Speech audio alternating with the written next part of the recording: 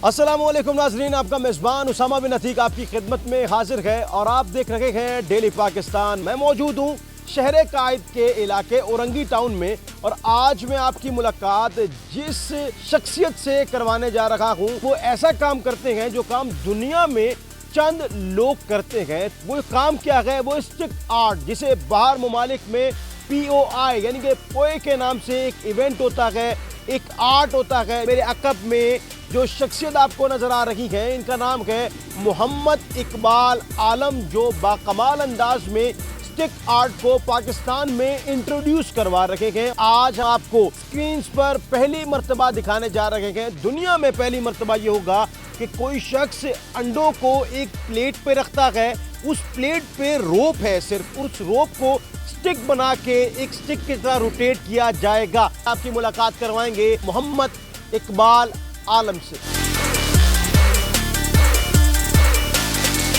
Stick art जो हम देख रहे हैं जिसमें LED भी मौजूद है, जिसमें आग के अंगारों से भी खेला जा रहा है, एक्चुअली ये है क्या और ये किन किन ममालिक में यूज होता है, जो काम आप पाकिस्तान में लेकर आए हैं? PO के नाम से इससे पूरे वर्ल्ड के अंदर इंट्रोड्यूस करवाते थे पहले लोग। पाकिस्तान के अंदर only one group Pakistan stick arts को रिप्रेजेंट कर रहा है और दीगर इसके अंदर आर्ट है। सिंगल स्टिक है, डबल स्टिक है, बॉल रोटेटिंग है, फैब्रिक LED शो है, केमिकल शो है और अंडे से भी मैंने फर्स्ट टाइम ये पूरे वर्ल्ड के अंदर मेरी एक चीज़ है जो मैं इंट्रोड्यूस करवा रहा हूँ। ये एक तश्तरी है, आप देख रहे होंगे।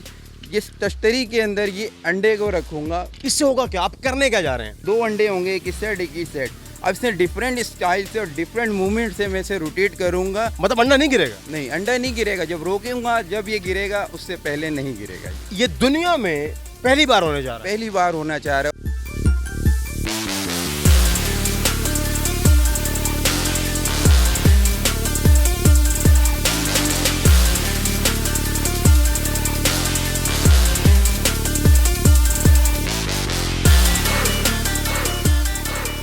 अब क्या डिमॉन्स्ट्रेशन होने जा रही है? क्या क्या चीज़ें हम नाज़रीन को दिखाएंगे? ये केमिकल फायर है। इसके अंदर से एक केमिकल हम जब इसमें ऐड करते हैं और जब इसे रोटेट कर रहे होते हैं तो तकरीबन ये 10-10, 20-20 फीट ऊपर तक जा रहा होता है। एक रिंग बनता है।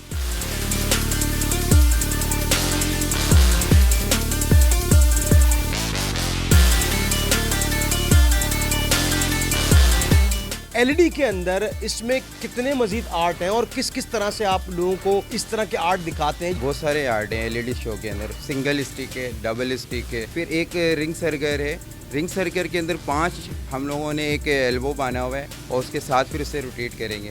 फिर एक फैब्रिक का रोटेट है। सीखा कैसे इन सारी चीज़ों को और कैसे जहन में आया कि यार मुझे कुछ अलग करना है और स्टिक आर्ट करना है? पाकिस्तान के अंदर हमारे अंकल थे, वो ये सारी चीज़ें कर रहे होते थे। तो बेसिकली वो जब ये रोटेट करते तो वो एक एक्सरसाइज के लिए कर रहे होते कि मैंने उनको देख के ये कहा कि मुझे भी ये सीखना है। जब मैं सीखता गया और इसके अंदर एक अलग अलग से एक आर्ट मेरे जहन में आता गया कि मैं ये भी कर लूँ, ये भी कर लूँ। ड्रेस पहना हुआ आपने बरकी कुमकुमे लगा के, इसको कैसे मैनेज करके आपने लगाया है अपने अंदाजे के मुताबिक? लेडीज सूट मैंने बनाने के लिए तकरीबन मुझे ये 5 साल का अरसा लगा। 3-4 सूट को मैंने ज़ाया किया। वो मेरे काम के नहीं है, तो कभी कुछ मसला कभी कुछ मसला। पिछले सूट के अंदर ये फोल्ड रखा था, ये हो गया हमारे साथ नुकसान, तो अभी हमें ये करना है, ये करना। अब करके माशाल्लाह से हमारे पास 2 सूट अल्लाह के फजल व करम से तैयार हो चुका है। जो इवेंट्स आप करते हैं वो कहाँ जाके अब तक परफॉर्म किया? ड्रिंक वर्ल्ड है, बहुत ग्रैंड है, बड़े बड़े होटल्स है, उसके अंदर हम ये परफॉर्मेंस कर रहे होते हैं। लोग जब देखते हैं ना तो बड़ा अच्छा लगता है, उनको बहुत पसंद करते हैं। जब मैं सीखता था तो मैं अकेला होता था। गली मोहल्ले के जो लड़के हैं जो इधर उधर बैठते थे गली कुचों के अंदर, फिर मैंने उनको बताया, उनको समझाया, फिर उनको एक एक करके लेके आया। पहले मैं एक था, फिर 2-3, इस तरह करते करते मैंने 24 लड़के तैयार किए हैं। एम क्या है इकबाल साहब आपका? इस चीज़ को कहाँ लेके जाना चाह रहे हैं? अगर ये मैं PSL के लिए करूं और इसके अंदर मैं 10 लड़के या 8 लड़के परफॉर्मेंस करूं तो एक अलग मंजर होगा ग्राउंड के अंदर और दुनिया भी देख के बिल्कुल दंग रह जाएंगी कि क्या चीज़ आ गया है। लेकिन मेरा टारगेट है ओलंपिक। ओलंपिक के अंदर पूरा इंटरनेशनल सतह के बंदे उधर आते हैं और सब इवेंट करते हैं।